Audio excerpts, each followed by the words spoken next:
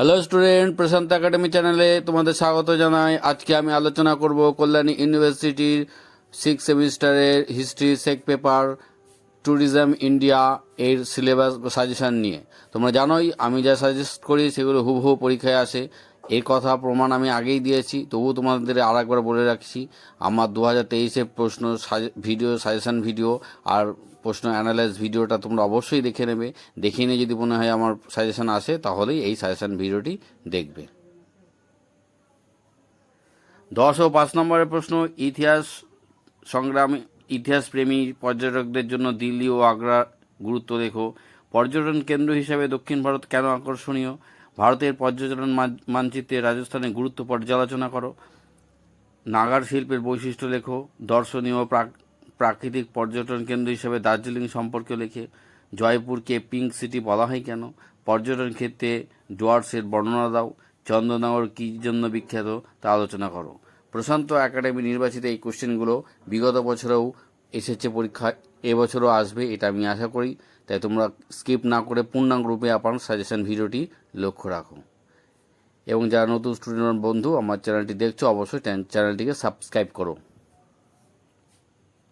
প্রাচীন ঐতিহাসিক স্মৃতি বিজারিত অযোধ্যার গুরুত্ব লেখো। তীর্থস্থান হিসাবে গয়া মথুরা তাৎপর্য লেখো।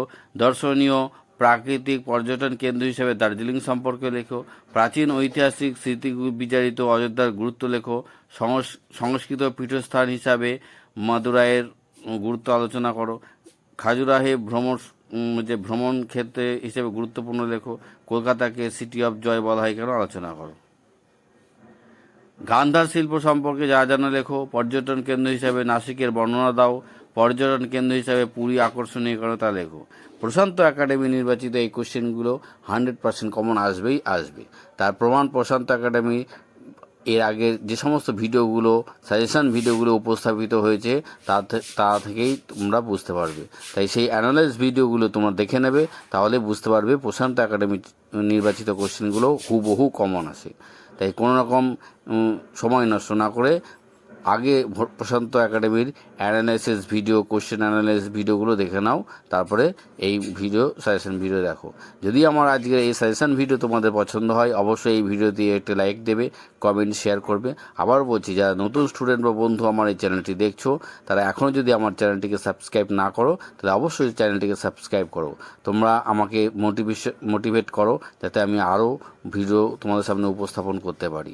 তোমাদের মতো অনেক স্টুডেন্টের উপকার হয় আমার এই সাজেশন ভিডিও, এই চ্যানেলের ভিডিওগুলো দেখে। তাই অবশ্যই সাবস্ক্রাইব করো প্রশান্ত একাডেমি।